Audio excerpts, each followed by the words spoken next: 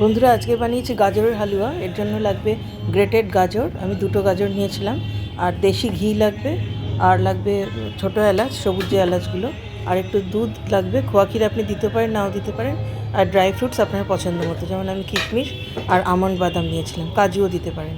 তো প্রথমে হচ্ছে কড়াইতে ঘিটা গরম করে 2 চামচ, বড় চামচের 2 চামচ ঘি নিয়েছি।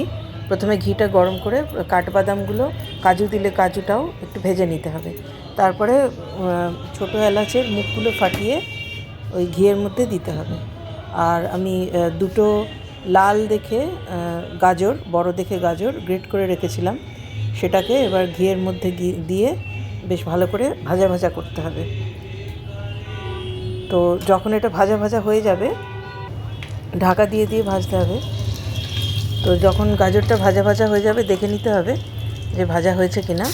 তখন আপনি এর মধ্যে জাস্ট বাইন্ডিংটার জন্য ওই দুধটা ব্যবহার করবেন। আর কিশমিশটা ভাজার দরকার হয় না, কিশমিশটাও এই পর্যায়ে আপনি দিয়ে দিতে পারেন। যদি আপনি খোয়া ক্ষীর ব্যবহার করতে চান তাহলে সেটাও এই পর্যায়ে দিতে হবে, দিয়ে একটু ঢাকা দিয়ে দিতে হবে যাতে এটা মজে যায়।